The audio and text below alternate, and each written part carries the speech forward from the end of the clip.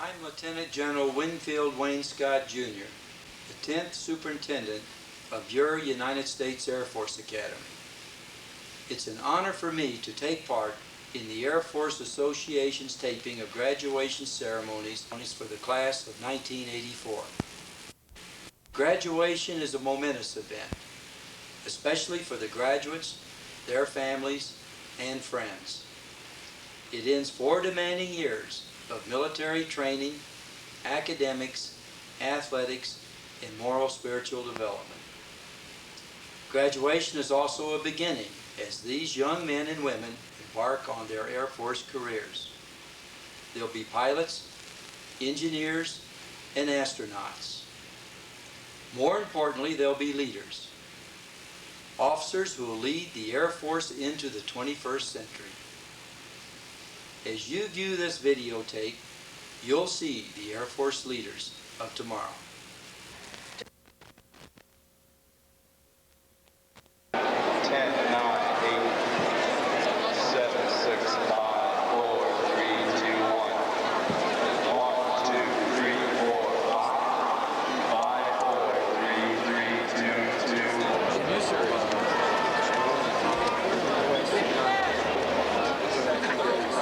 Reminder that there will be a partial eclipse during the ceremony. You're reminded that you should not look at the eclipse as it will cause damage to your eyes.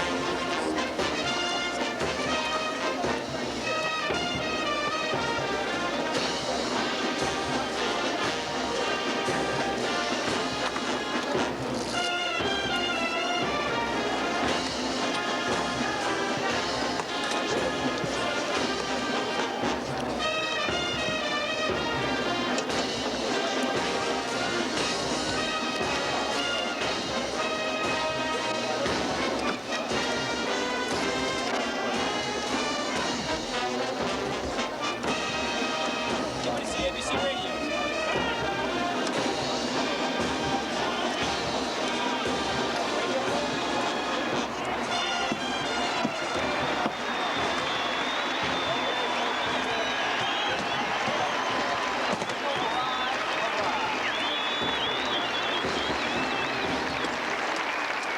Graduates, halt! Left, peace. Wing,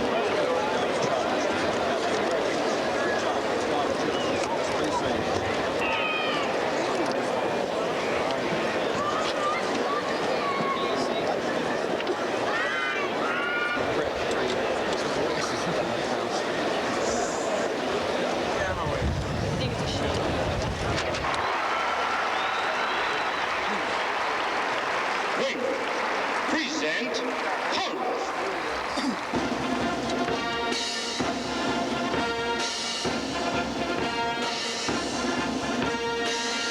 Ladies and gentlemen, the President of the United States.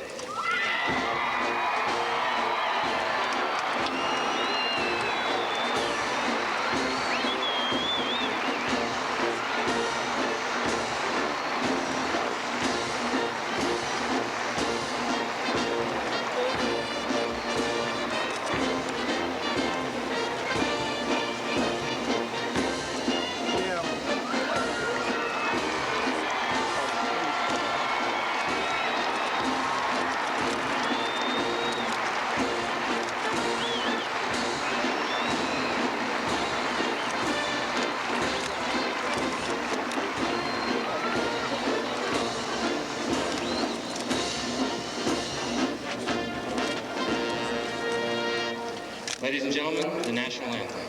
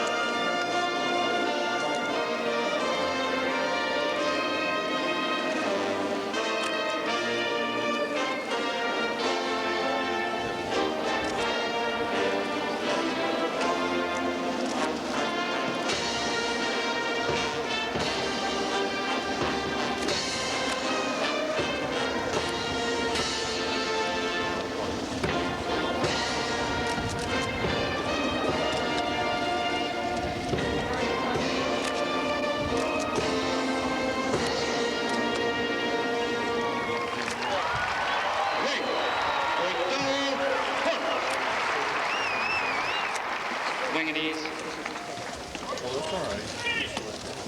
Ladies and gentlemen, the command chaplain, Colonel William W. Campbell.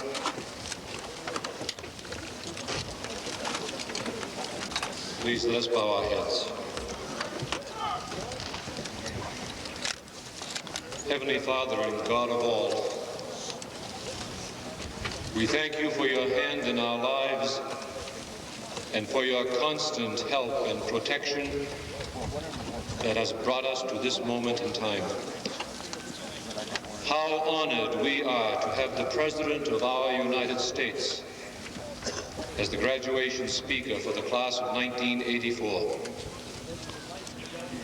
I ask you humbly, Lord, to continue to bless and to guide our President and his advisors. I invoke your blessing, great and gracious Father, on these men and women of the class of 1984, future officers in our Air Force. Give them your guidance, Father, for they have been prepared over the past 4 years to follow other patriots of this great nation in integrity and commitment, in honor and love of duty, in patriotism, and in a total dedication to our freedom. It is their time to man the ramparts left to them by other warriors. And so today we thank parents and friends, members of the Academy faculty, and all, near and far, who have brought our future officers to this moment. Come then, Father of us all, bless our gathering with your presence and grant us the joy of your peace. Amen.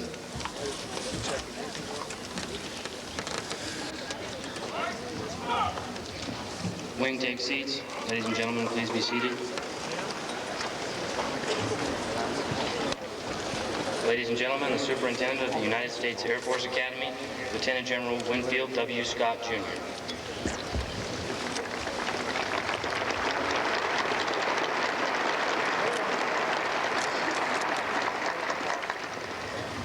Good morning, ladies and gentlemen, and welcome to the 26th graduation of the United States Air Force Academy.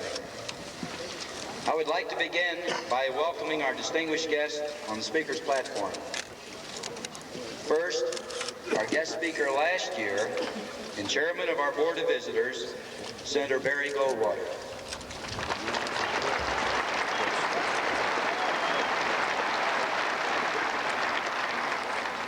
Colorado Congressman from the 5th District of Colorado and member of our Board of Visitors, Mr. Ken Kramer.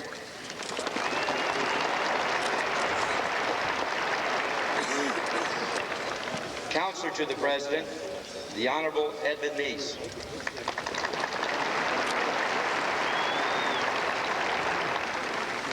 Secretary of the United States Air Force, the Honorable Vern Orr and Mrs. Orr.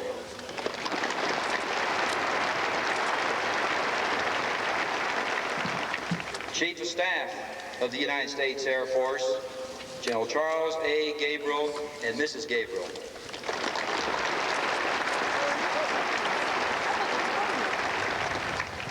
Commander Air Force Logistics Command, General James P. Mullins and Mrs. Mullins.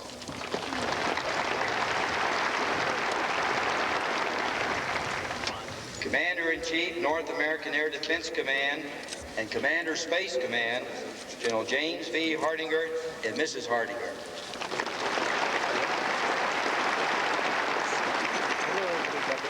The 5th Superintendent of the United States Air Force Academy, Lieutenant General Thomas S. Mormon, retired, and Mrs. Mormon.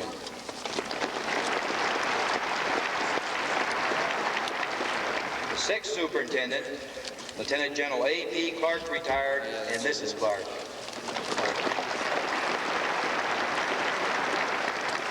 The 8th Superintendent, Lieutenant General Kenneth L. Tallman, retired.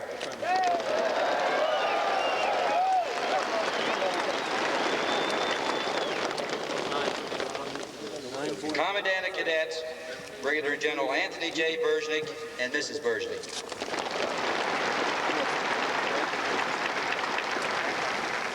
Dean of Faculty, Brigadier General Irvin J. Rocky and Mrs. Rocky. Director of Athletics, Colonel John J. Clune and Mrs. Clune.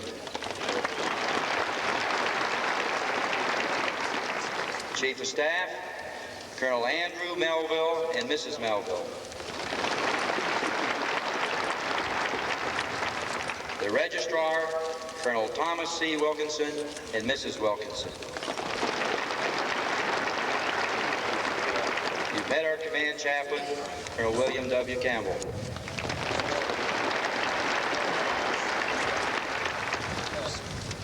A close and very long friend of the Academy and Chairman of the Air Force Academy Foundation, Mr. William Thayer Tutt and Mrs. Tutt.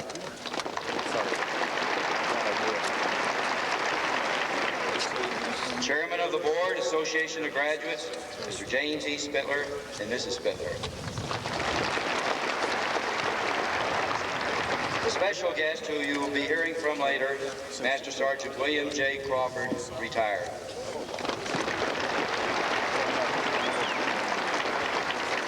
And last, my personal Chief of Staff and wife, Sally.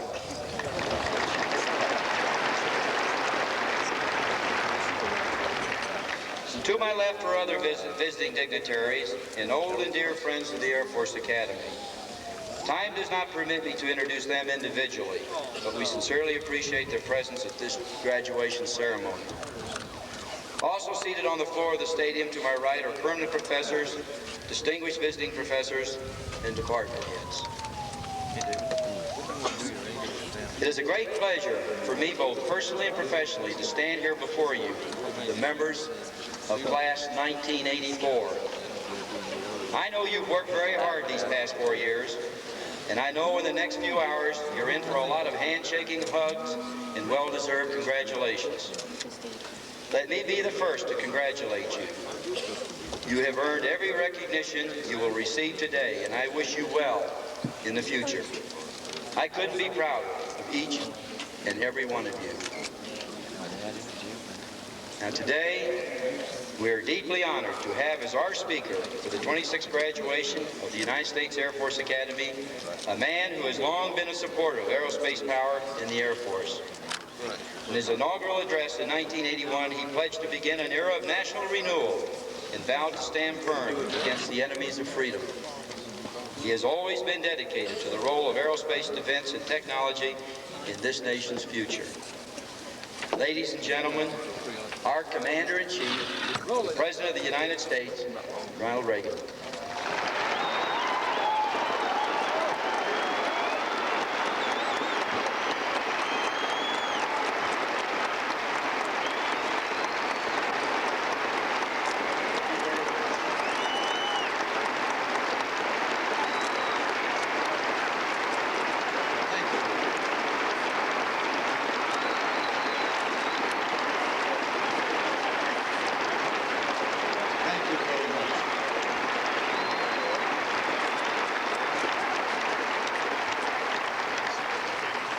Secretary Orr, General Gabriel, General Scott, Senator Goldwater, Congressman Kramer, and distinguished guests, officers, cadets, and friends of the Air Force.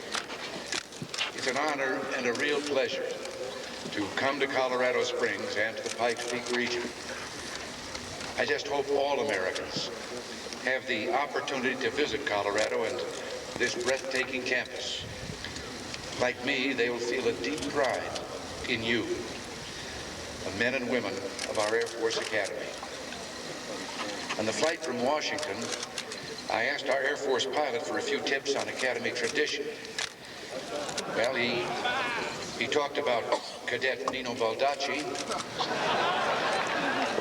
and then he offered to demonstrate an Immelman and a wingover. And my Air Force aide turned pale and said, "Mr. President, it'd be better if you just remember the Air Force Academy is 7,250 feet above sea level, and that's far above West Point and Annapolis."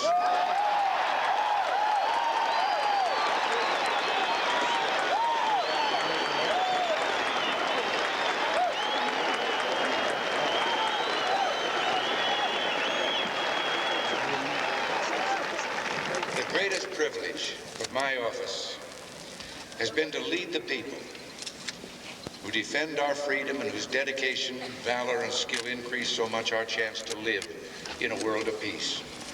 I believe that we've made great progress in our efforts to rebuild the morale and the readiness of our armed forces.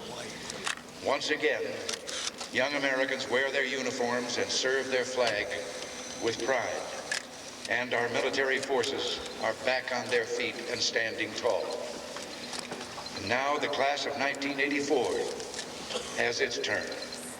After 4 years of hard work and dedication, you've earned the right to be saluted. It will now be your responsibility to guard the flame of peace and freedom and to keep that flame burning brightly. Your jobs will never be easy, but I believe you're ready to meet the challenges before you and to turn them into opportunities for America. Your experience at this magnificent institution, guided by honesty, integrity, and an abiding loyalty to our nation, will serve you well. Dedicated instructors have increased your knowledge and understanding. You've been trained to deal in facts, not wishful thinking. And in doing many things together in classrooms, squadrons, and on the playing fields, you've learned the value of leadership and discipline and the need for both. You've lived with the traditions and pioneering spirit of Rickenbacker, Billy Mitchell, Spatz, Yeager, Lance Saigon, and the Mercury 7. You know that without the yeast of pioneering, we cannot rise above the status quo. Personal honor, courage, and professional competence will guide your thoughts and actions. You understand the horrors of war, and you know that peace with freedom is the highest aspiration of our time. As a matter of fact, these past 4 years have prepared you to take your place in the best darn Air Force in the world.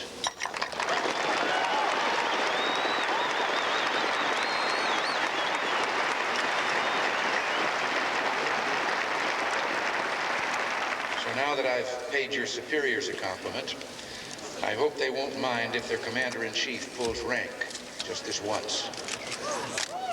I hereby direct that the Secretary of the Air Force and the Superintendent of the Air Force Academy remit all existing confinements and other cadet punishments.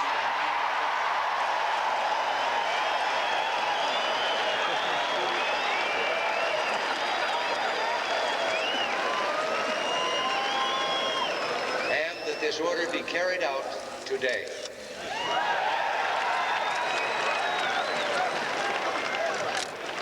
By the calendar, 52 years separate my college class from yours.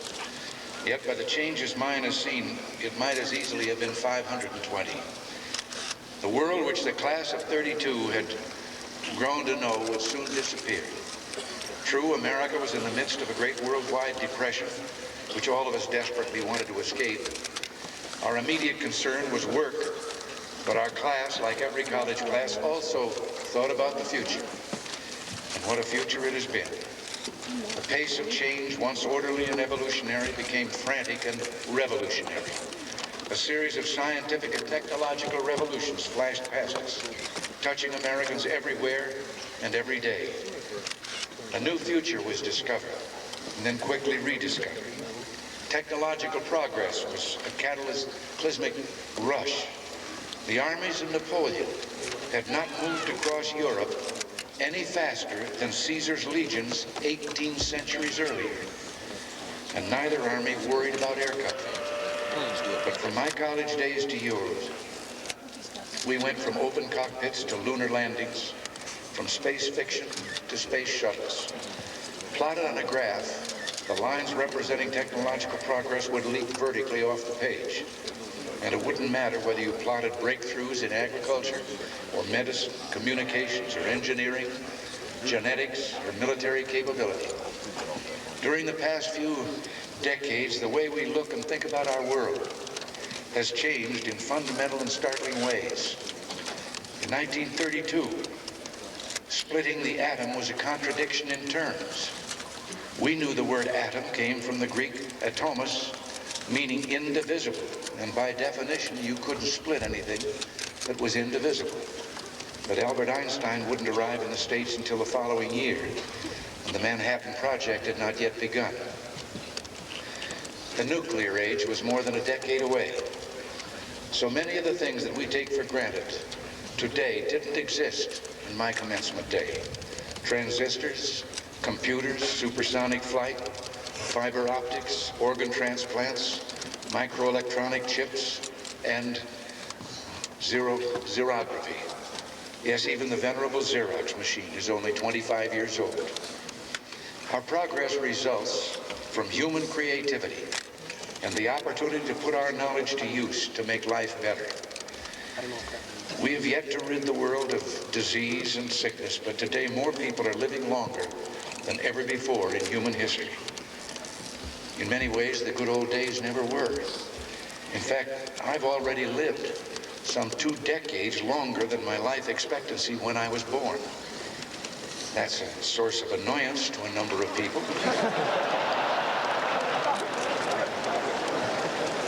The greatest of all resources is the human mind.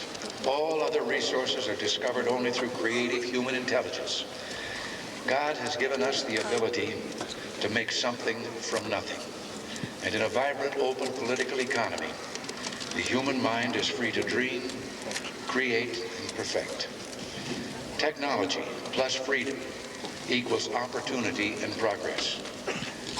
Now, what about your generation? Where do you go from here? The quickening pace shouldn't generate the belief that the tide of events is beyond your control. No, you should be confident that with wisdom, responsibility, and care, you can harness change to shape your future. We've only seen the beginning of what a free and courageous people can do. The bold, not the naysayers, will point the way. Because history has shown that progress often takes its greatest strides where brave people transform an idea, which is scoffed at by skeptics, into a tangible and important part of everyday life. Your generation stands on the verge of greater advances than humankind has ever known. America's future will be determined by your dreams and your visions. And nowhere is this more true than America's next frontier, the vast frontier of space. The space age is barely a quarter of a century old, but already we've pushed civilization forward with our advances in science and technology. Our work on the space shuttle gives us routine access to the landscape above us, dropping off payloads, performing experiments, and fixing satellites. And I believe we've only touched the edge of possibilities of space. It's time to quicken our pace and reach out to new opportunities. This past January, in my State of the Union address, I challenged our nation to develop a permanently manned space station and to do so within a decade. And now we're moving forward with a strategy that will chart the future course of the U.S. space program. The strategy establishes priorities, provides specific direction for our future efforts, and assigns responsibilities to various government agencies. Above all, America's space strategy offers a balanced program that will best serve the down-to-earth needs of our own people and people everywhere. Our goals are ambitious and yet achievable. They include a permanently manned presence in space for scientific, commercial, and industrial purposes, increased international cooperation in civil space activities, expanded private investment and involvement, cost-effective access to space with the shuttle, and strengthened security and capability to maintain the peace. The benefits to be reaped from our work in space literally dazzle the imagination. Together, we can produce rare, life-saving medicines, saving thousands of lives and hundreds of millions of dollars. We can manufacture super chips that improve our competitive position in the world computer market. We can rapidly and efficiently repair defective satellites. We can build space observatories, enabling scientists to see out to the edge of the universe. And we can produce special alloys and biological materials that benefit greatly from a zero-gravity environment. Let me give you just one exciting glimpse that illustrates the great potential of how working in space can improve life on Earth. There is a medicine called, and I'm not quite sure of my pronunciation, it is either urokinase or urokinase, but whichever name, it is used to treat victims of pulmonary embolism and heart attacks caused by blood clots. On Earth, this medicine is very difficult and expensive to produce. About 500,000 doses are needed annually at a cost of $500 million. Dr. Robert Jastrow, chairman of the first NASA Lunar Exploration Committee, notes that tests in our shuttle have shown that production of urokinase in zero gravity could reduce that cost by a factor of 10 or more. We could make this medicine available to thousands of people who cannot afford it at today's price. Our willingness to accept the challenge of space will reflect whether America's men and women today have the same bold vision, the same courage and indomitable spirit that made us a great nation. Where would we be if the brave men and women who built the West let the unknowns and dangers overwhelm them? Where would we be if our aviation pioneers let the difficulties and uncertainties sway them? The only limits we have are those of your own courage and imagination. And our freedom and well-being will be tied to new achievements and pushing back new frontiers. That's the challenge to the class of '84.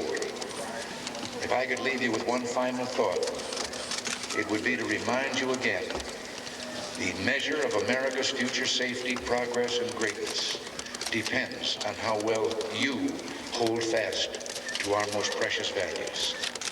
Values that embody the culmination of 5,000 years of Western civilization. Let your determination to make this world better and safer override all other considerations. This academy was not built just to produce air warriors. It was also built to produce leaders who understand the great stakes involved in the defense of this country.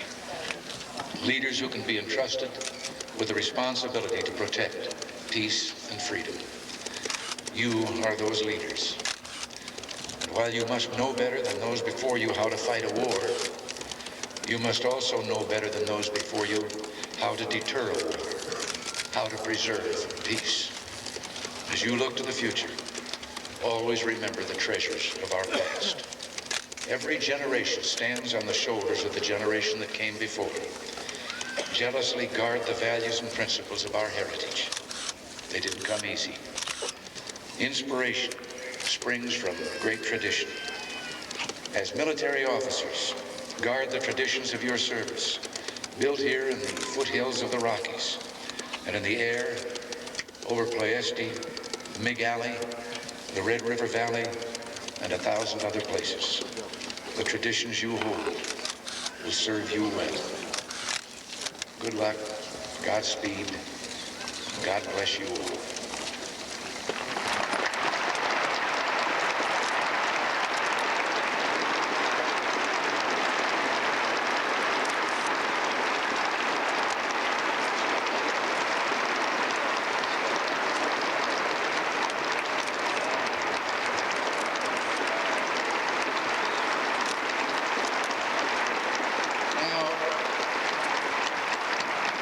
Something I want to do that means a lot to me and I'm sure will mean a lot to you. We're graced with the company of a man who believed so much in the values of our nation that he went above and beyond the call of duty in defending them. In July 1944, a grateful nation bestowed the Medal of Honor on a soldier, a private, for extraordinary heroism on Hill 424 near Altavilla, Italy. The soldier could not accept the award that day. He was a prisoner of war, and his father accepted in his behalf. Since early in this century, it has been customary for the President to present the Medal of Honor. Well, nearly 40 years have gone by, and it's time to do it right. A native son of Colorado, and certainly a good friend of the Air Force Academy, will forever be in the select company where the heroes of our country stand. It gives me great pleasure to ask Mr. William J. Bill Crawford, formerly of the 36th Infantry Division, to come forward.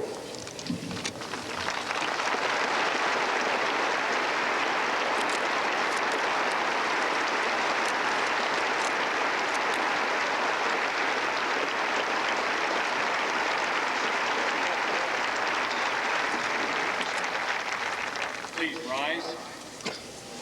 Attention to orders. The President of the United States takes pleasure in awarding the Medal of Honor to William J. Crawford for service as set forth in the following citation.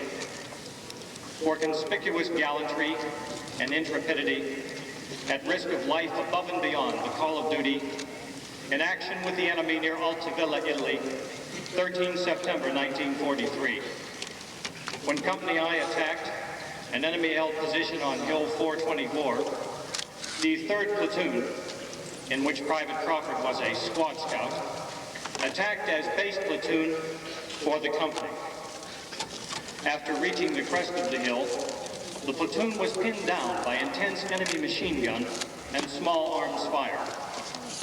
Locating one of these guns, which was dug in on a terrace on his immediate front, Private Crawford, without orders and on his own initiative, moved over the hill under the enemy fire to a point within a few yards of the gun emplacement and single-handedly destroyed the machine gun and killed 3 of the crew with a hand grenade, thus enabling his platoon to continue its advance. When the platoon, after reaching the crest, was once more delayed by enemy fire, Private Crawford, again in the face of intense fire, advanced directly to the front midway between 2 hostile machine gun nests located on a higher terrace and emplaced in a small ravine. Moving first to the left, with a hand grenade he destroyed 1 gun emplacement and killed the crew.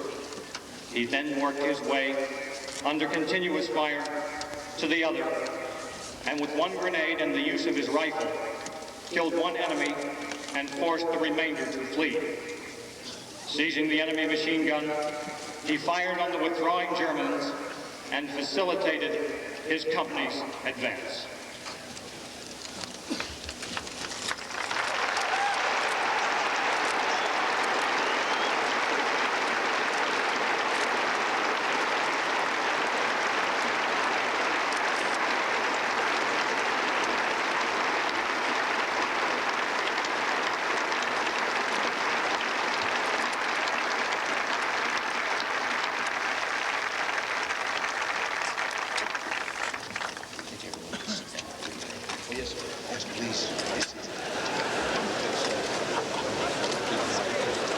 Sometimes I don't know my own power.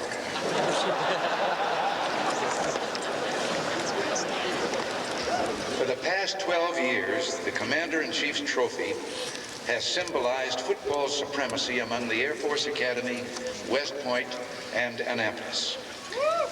I understand that it's a rotating trophy, but from the performance of the Falcon football team these last 2 years, it looks like you have other ideas.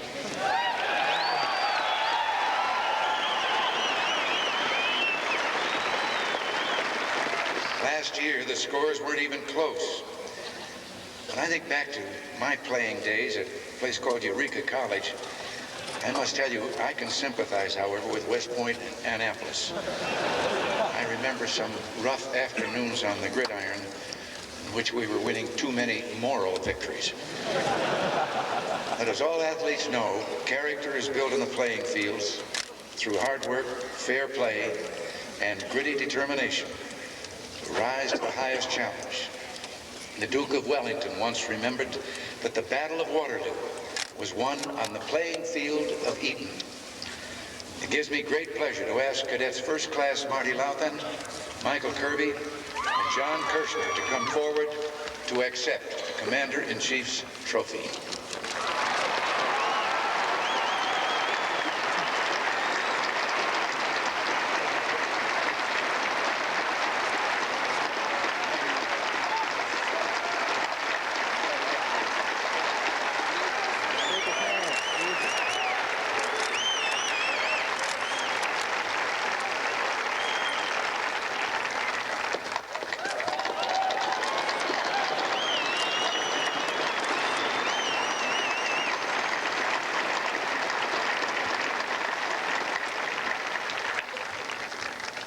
On behalf of the 1983 Falcon football team, we'd like to make President Reagan an honorary member of our squad.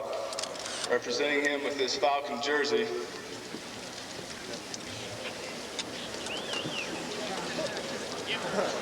complete with Air Force One on the front, Reagan on the back.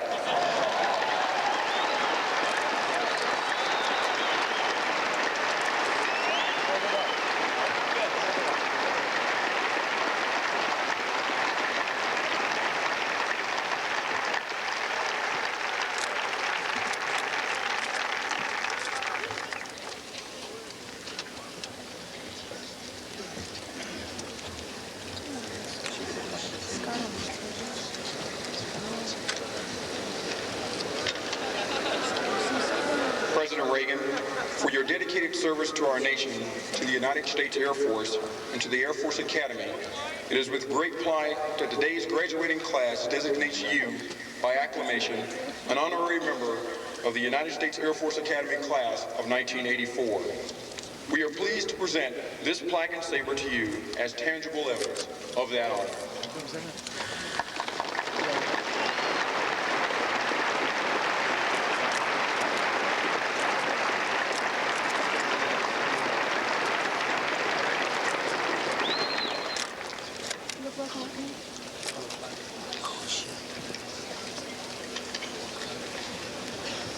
you. I'm very proud to receive that. Very proud to be here today. And I did notice, Ken, that with the temptation I might have someday to use that saber, it's securely fastened to that.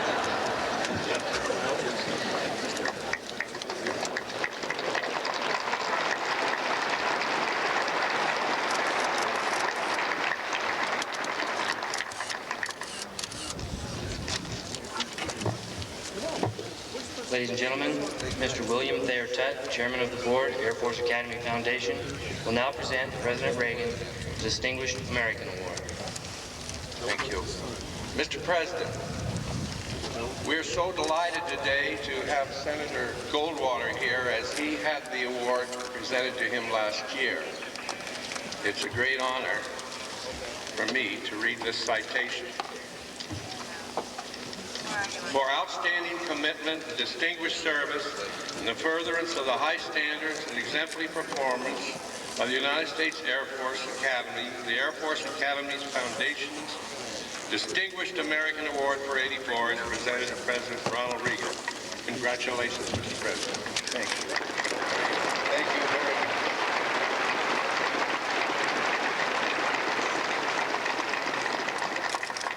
Thank you very much.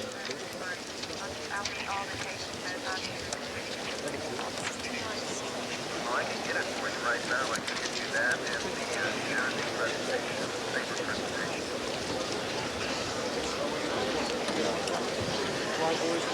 Hey, Mike. Mutual guy. Paul. Mutual guy.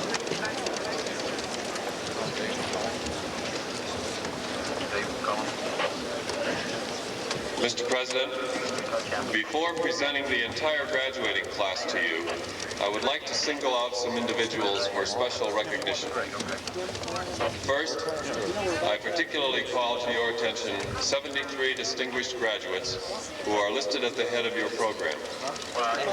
These cadets have placed in the top 7% of the cumulative overall performance average and have demonstrated surpassing excellence in accomplishing the academic and military requirements for graduation.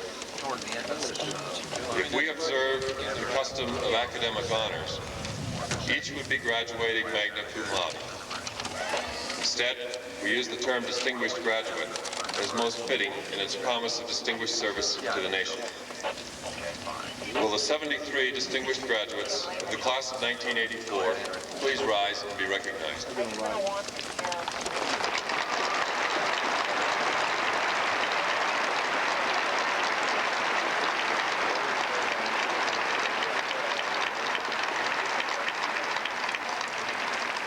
Please be seated. Also identified in the program with a star by their names are cadets graduating with academic distinction. These cadets have placed in the top 10% of the cumulative academic performance average. The star represents the badge worn by cadets who each semester achieve recognition on the Dean's List. Those identified in the program with a circle beside their names are cadets graduating with military distinction. These cadets have placed in the top 10% of the cumulative military performance average. The circle symbolizes the wreath worn by cadets who each semester achieve recognition on the Commandant's List. Those graduating with both academic and military distinction are identified in the program by a star within a circle. This symbolizes the star and wreath worn by cadets who each semester achieve recognition on the Superintendent's List. Those identified in the program with a dagger beside their names are cadets graduating with honors. These cadets have completed the Academy's Academic Honors Program and intensified course of study. Second, we are honored to have in this class of graduates 3 allied students representing the nations of Jamaica, the Philippines, and the Republic of Panama. As I call the names of these graduates, will they please rise and be recognized? Delise Ann McFarland of Jamaica.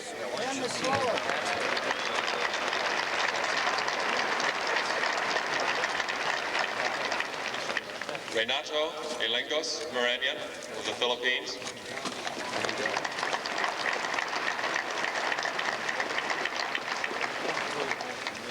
And Jaime Jose Quiros of the Republic of Panama.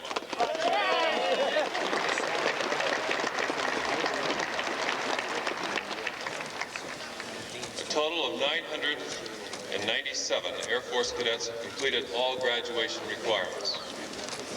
I present to you, Mr. President, these members of the United States Air Force Academy, class of 1984, and recommend each of them to you as worthy of the degree of Bachelor of Science. We also have so all the person's responsibility is after this comes graduation.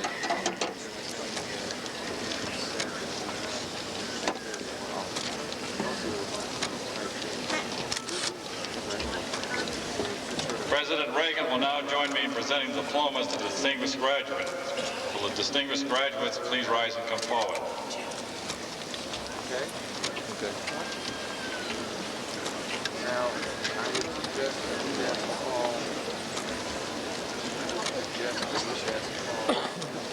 The #1 cadet in overall performance and the #1 academically, Keith William Hine.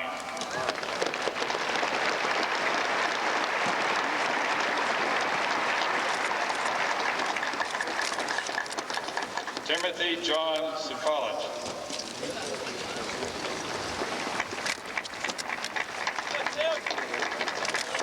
Conrad King.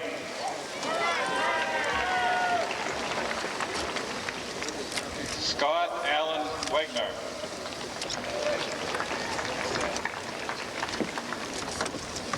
Christopher William Bowman.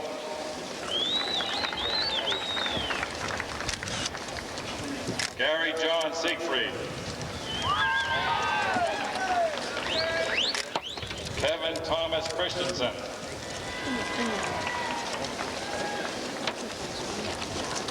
Robert Nicolo Colombo. Mary Ann Coberstein.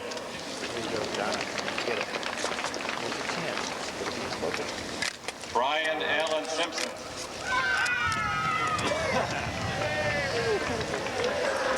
Daniel Arthur Drager.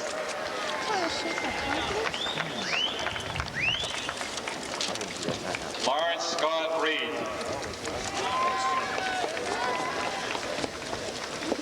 Jerry John Sellers. Mark Edward Mavity. Want to go play now? Jeffrey James Kubiak.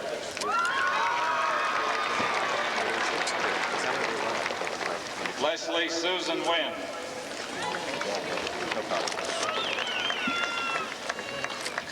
Scott Lloyd Fenstermaker. Terry Michael Llewellyn. Gregory Harold Johnson. Eric Michael Dale.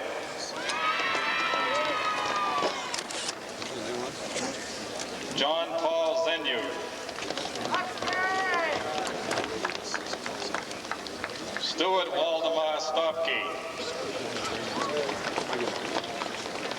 Brian Joseph Masterson. Robin Allen Wright.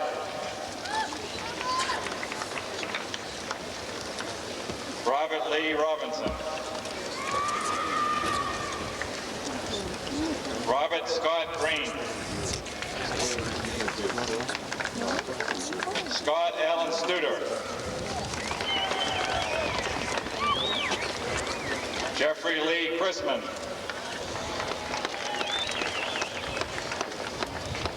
James Wilbur Hills III.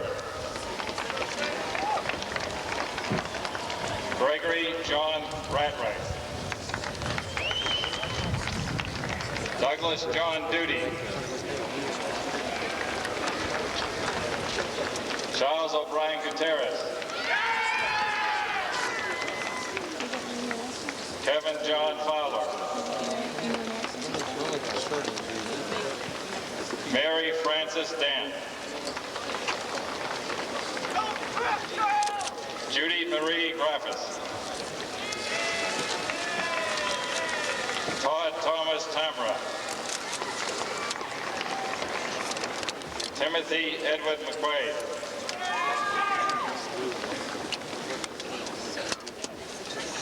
John Michael Sieberling.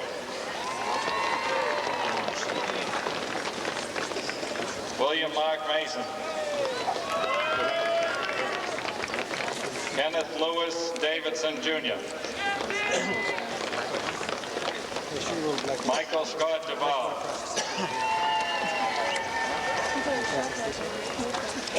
Howard Roy Don Howard, Jr. Jeffrey John Finan. Kevin Allen Lang.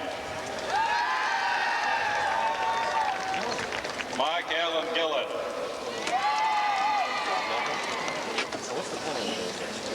The #1 cadet militarily, Brent Darrell Brandon. J. Ashley Horn. Edward Burton Bursterman.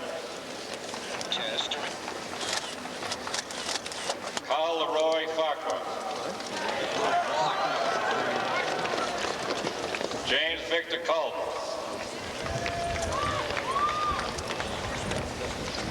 Nancy Lynn Stinson.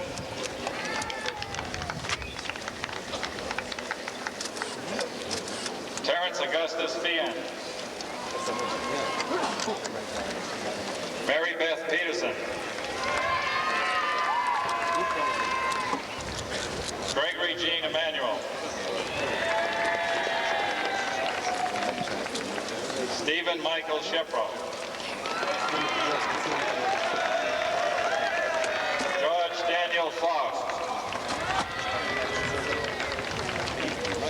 Charles John Smith, Jr. Michael Emerson Manning. Kevin Lee Wong. Cheryl Lewis DeVita.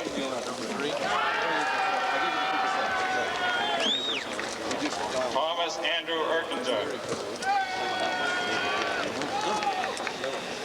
John Edward Lancaster, Jr.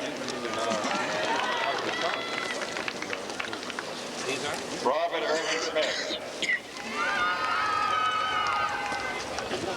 Stephen Henry Bills. Lisa Bridget Bradley. Christopher Dello Short. What? John James Tomick. Jeffrey Charles Robin. John Allen Hines.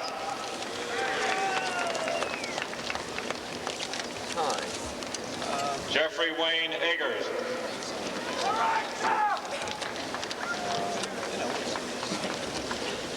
Ritas Sugemovia Lane.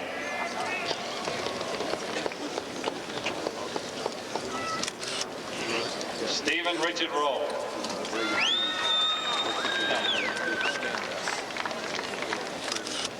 And the last distinguished graduate, Elizabeth Ann Vanderberg.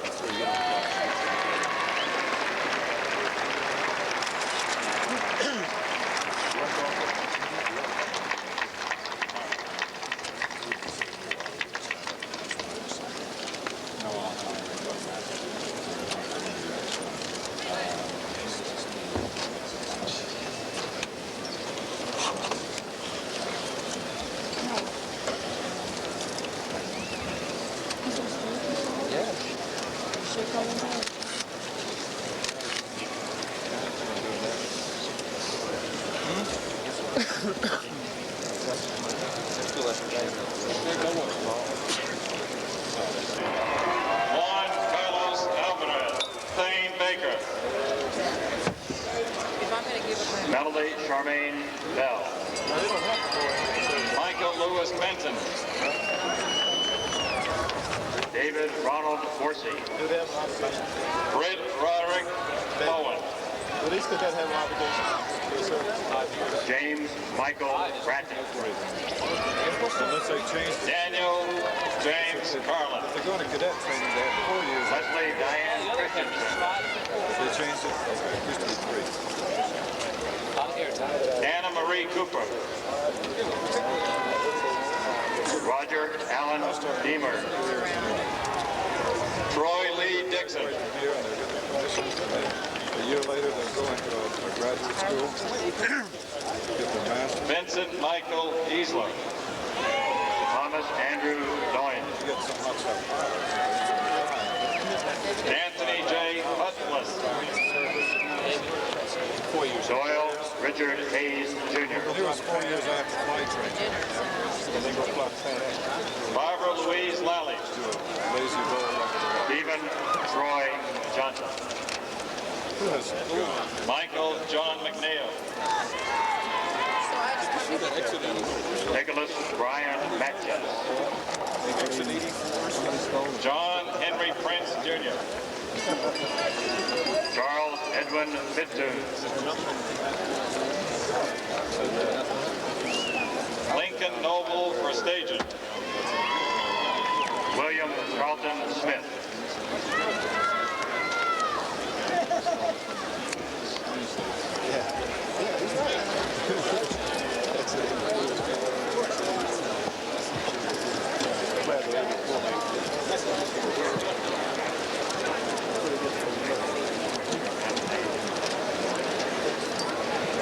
Should I sign on it? That's class already. Something relevant. Pick that off the exit.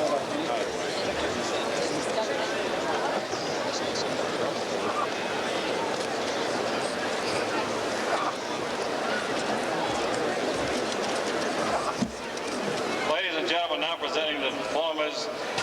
To your right, the Secretary of the Air Force, the Honorable Vern Orr, and to your left, the Commander of the Air Force Logistics Command, General James P. Mullen. Cadets from Squadron 11, Russell Scott Barker, Donald Philip Barmore, Victor Charles Mortka, Douglas Edward DuBois, Anne Marie Foley,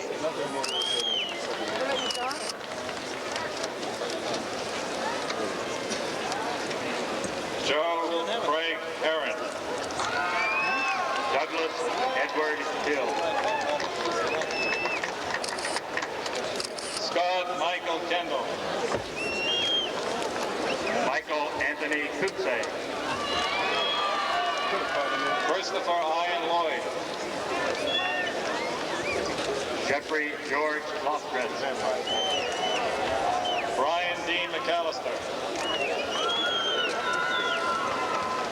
Bernard Jerome McDade, Gary Mark Middlebrooks, William Duncan Melanick, David Thompson Norton, Joe Martin O'Brien,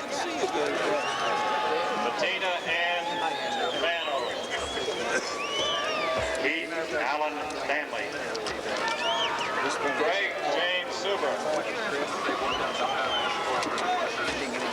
Robert Joseph Sullivan, Brendan Mark Torres, Tony Kunzik Yang, Randall Curtis Zerzak, Cadet from Squadron 12, Jeffrey Mark Anderson, Carlos Bernal, Gorza, Halt, Samuel Anthony Arroyo, Mark Anthony Baggett, Christopher Gerald Bowles, Christoph Paul Cordes, Douglas Paul Coughlin, Kenneth William Soba, Angela Joy Harmon, Michael Joseph Holcomb, Jeffrey Manning Zanaski, Warren Davis Lee,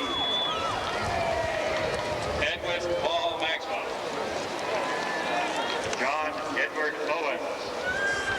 Malcolm Dylan Petaway. Robert Leo Schaefer. Stephen George Soroka. Ronald Edward Setzer. Yeah, would you or Johnny, while we have a minute, mind going over and talking to Jimmy? Robert Wayne Thomas. John Robert Whitehouse. Ken White.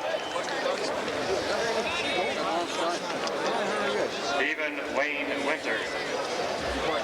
Clayton John Wisniewski. From Squadron 27, Kenneth Richard Artiga. Michael Wayne Brannon. John David Curran. Gary Edward Fabricius. Robert Charles Glass, Jr. Charles Scott Cano. John Michael Hanlon. Larissa Lynn Abraham. It's good to have those days off. Elizabeth Ellen Hankner. Scott Wesley Johnson. Stephen Ralph Johnson. Brad William Kenwisher. Okay, well, we'll be back to this. Thomas Joseph Volkmeyer. Powell Donald Maley. Stephen Miss. Stephen Spencer Payson. Gerald Joseph Stanky. Kara Lisa Stokesbury. Martin Curtis Hand. Okay, well, yeah, we'll call you when we get back to this. John Stewart Taylor Jr. Christopher Dominic Troyano. Squadron 28, Douglas John Applegate. Judson doesn't lie. Kurt Anders Bjorn. Karen Ann Burton. Brent Cartagena. Bradley Wayne Dafoe. Michael John Engelking. Stephen Freund.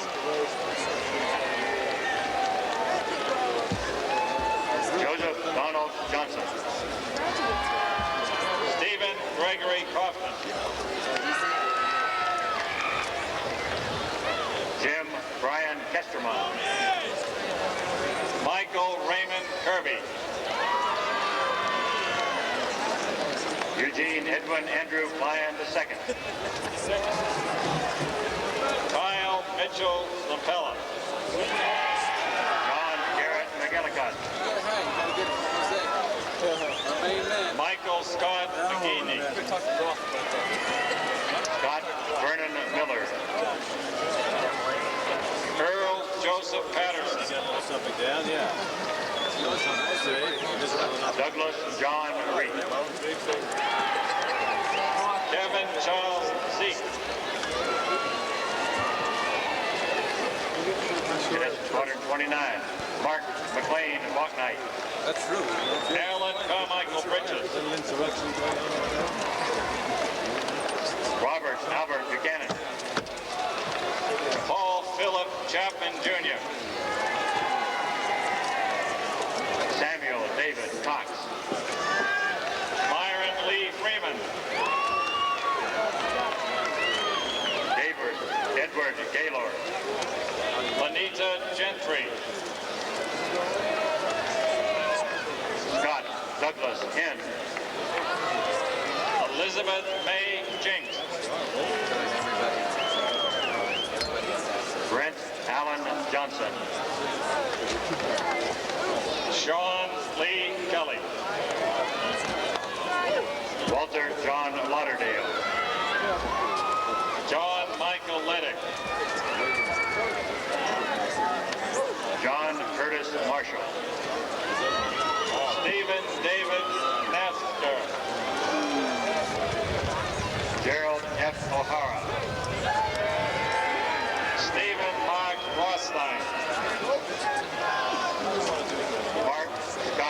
Schaffler.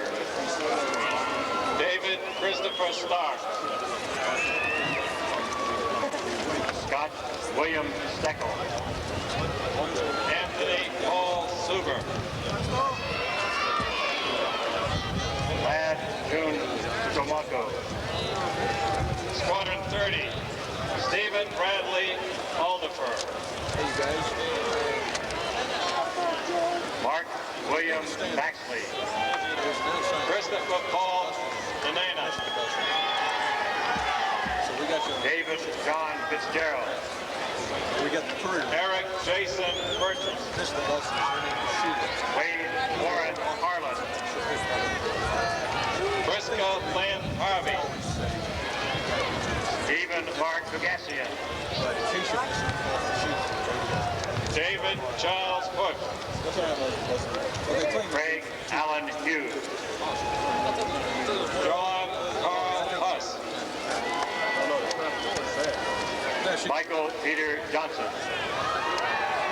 Kenneth Richard Junk. John Anthony Kirshner. We can never find a quiet time. Yeah, we will. Robert Lee Langstaff. Keith Howard McGreedy. Mark Stephen Novak. Thomas Jackson Osteen. Charles Virgil Rath Jr. Clay Solly Rowan. Carl Andrew Schmidt. I think we'll all make it. Eric Wade Strobling.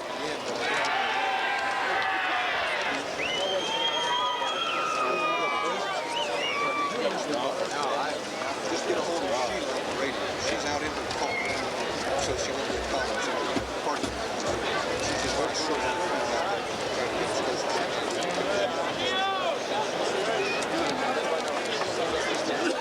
Well, actually, you know, if you find a quiet place,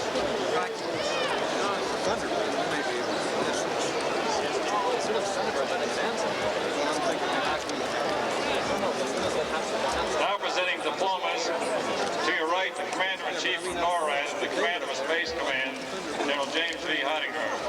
To your left, the Dean of the Faculty, United States Air Force Academy, Brigadier General Irvin J. Rocky. 31st Squadron, Anthony Wayne Atkinson. Margaret Mary Gerard. Yeah. Jeffrey D. Burham. Roy Douglas Carlisle. Robert Cariendo. William David Ebert. Dale Joseph Ruppy. Welcome each and every one of those students. Michael David Jensen.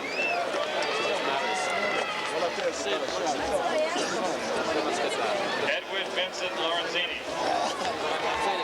Timothy Sean Magid. Edward William Burns III. Gordon Lee Depp Jr. Rick Carl Leschek. Kerry Patrick Phelan. Benedict Michael Raffanello. Anthony T. Roberts. Robert Dwayne Williamson. Thomas Reuben Wilson. Joe Ben Wiseman. Squadron 32. Squadron 32. Michael Carl Arciero. Kathleen Alice Callahan. Orlando Mario Durang. Stephen Michael Davis. Vincent Di Giovanni. Anthony Robert Dominies. Kathleen Ann Doucette. Susan Patrick Easter.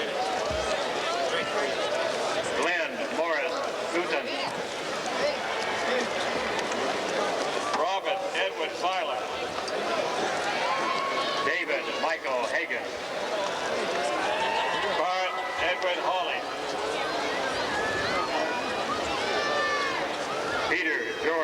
Mustard. Michael J. Hilton. Charles John Locascio. George Scott Manley. Richard William Milliken. Edmund Joseph Mitchell. Wade W. Prather. Lori J. Pulaski. Larry E. Sanders. Yeah, I saw that over there. I'm about to say, go ahead and Patrick James Smith. Robert Scott Stone. Squadron 33, Sean Clifton Bays. Michael Joseph Benevento. Stanley Nelson Pratt. Alfred Cruz Jr. David Allen Davies. David Stanley DeVoe. James Andrew Donald. Keith Layden Delaney. Chandra Faye Edwards. Douglas Evan Fuller. Jerome Joseph Godham.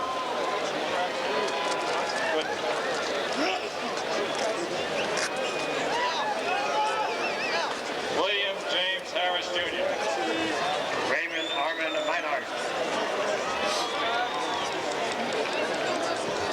John Michael Nunez. Ghislaine Noel Orndorff. 40th Squadron. Gary Richard Annis. John Schuler Baker. Ronald John Byers. Eric Albert Blake. Michael Lowell Baumgartner. Hey, David. Christina Marie Frondal. Michael Guy Fuller. Paul Francis Kellner.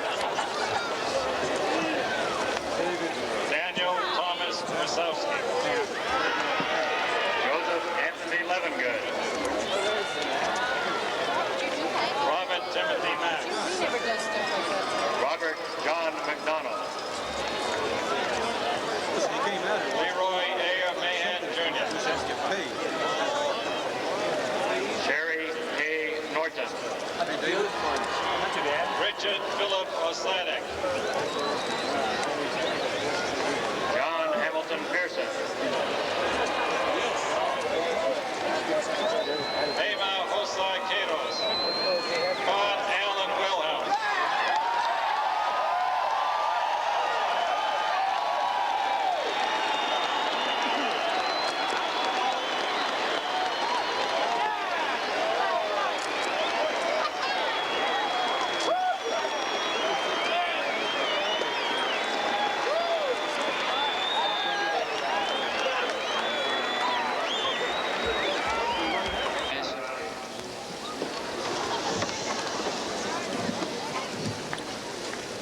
Graduates of the class of 1984, will you please raise your right hand? Do you, and each of you, having been appointed a second lieutenant in the United States Air Force, solemnly swear that you will support and defend the Constitution of the United States against all enemies, foreign and domestic, that you will bear true faith and allegiance to the same, that you take this obligation freely, without any mental reservation or purpose of evasion, and that you will well and faithfully discharge the duties of the office upon which you are about to enter, so help you God. Lower your hands.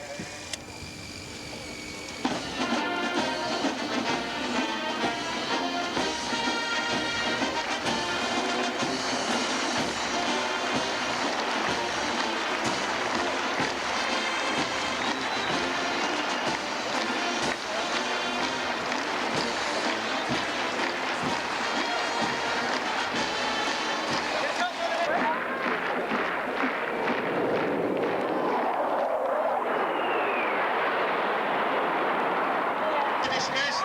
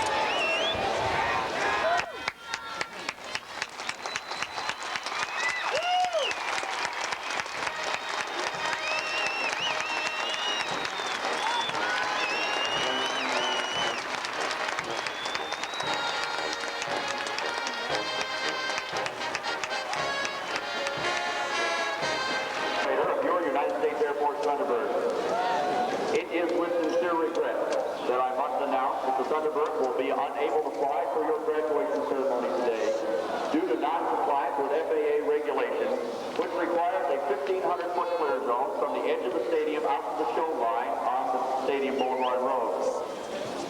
We are greatly embarrassed by this situation. We would like to apologize to you, wish you Godspeed and very best of luck in your Air Force career. The Thunderbirds are extremely proud to represent you, and we hope to see many members of you on the Thunderbird team in the near future.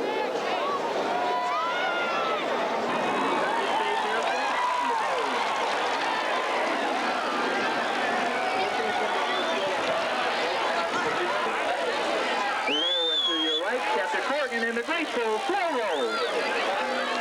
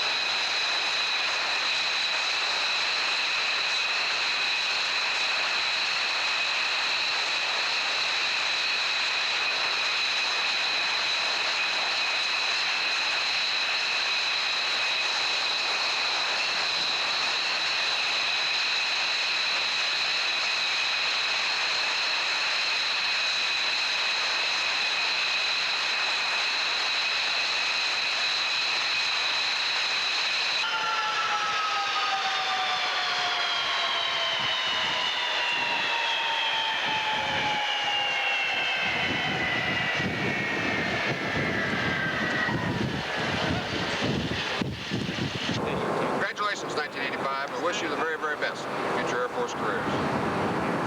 Thank you, sir. Thank you. Yeah.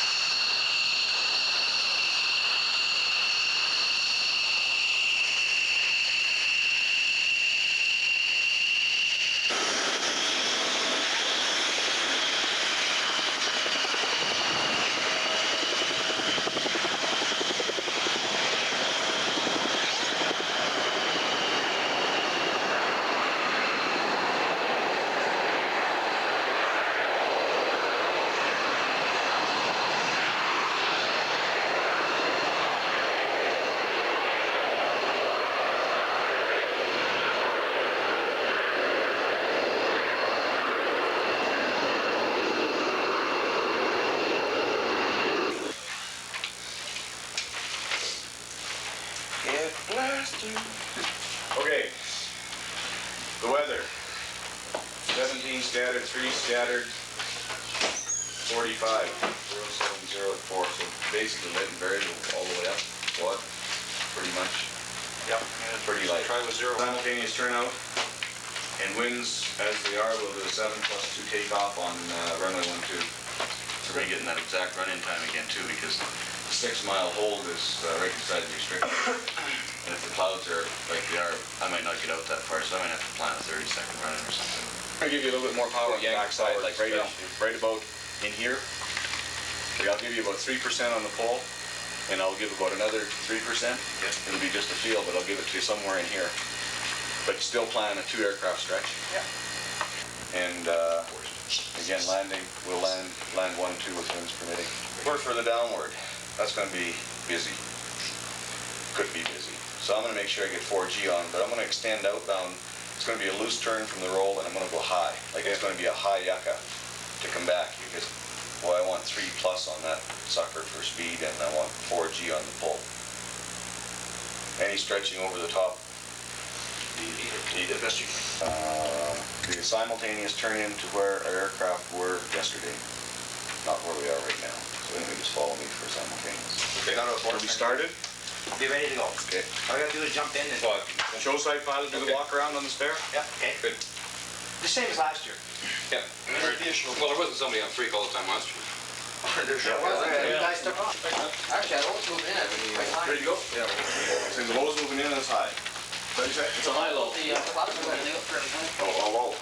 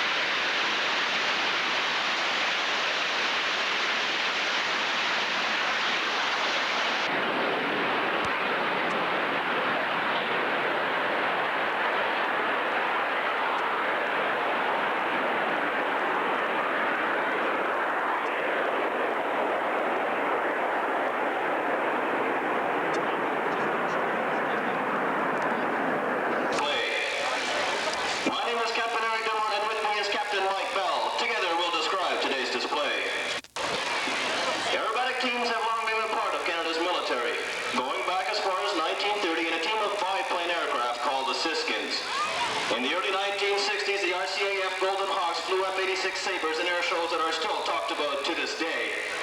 Then in 1967, the Golden Centenaires came along in their blue and gold Tudors to help Canada celebrate her centennial.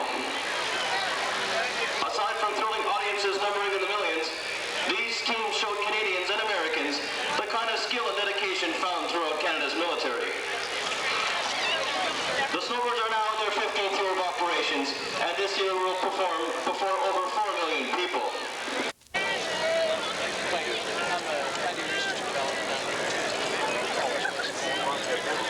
I've got the little laser demo. Hey, I never had a personal.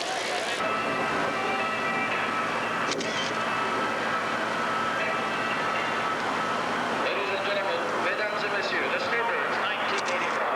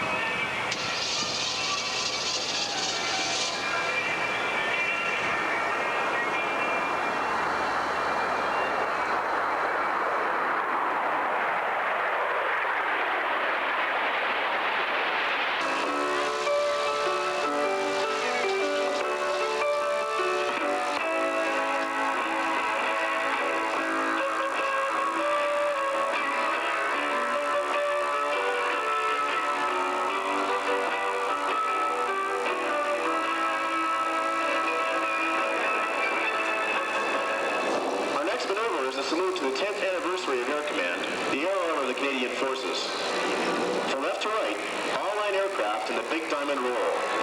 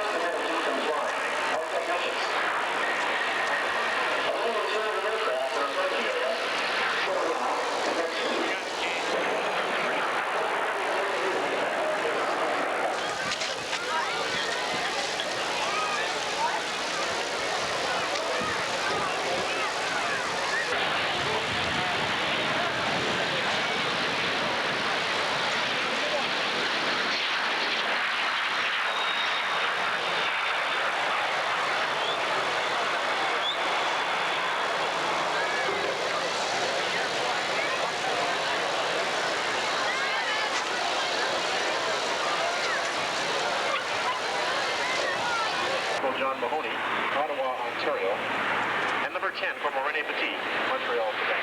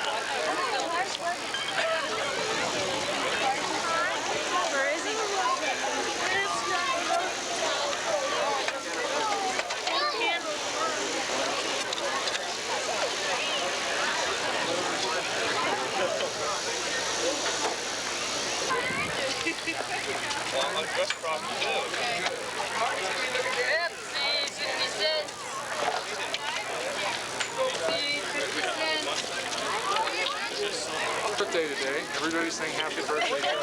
Happy birthday to you. Happy birthday to you. Happy birthday, dear Dave. Happy birthday to you.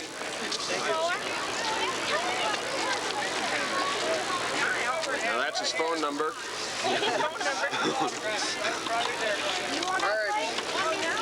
Right there.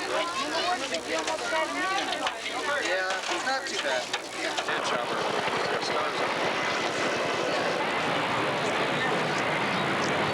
Gotta have one.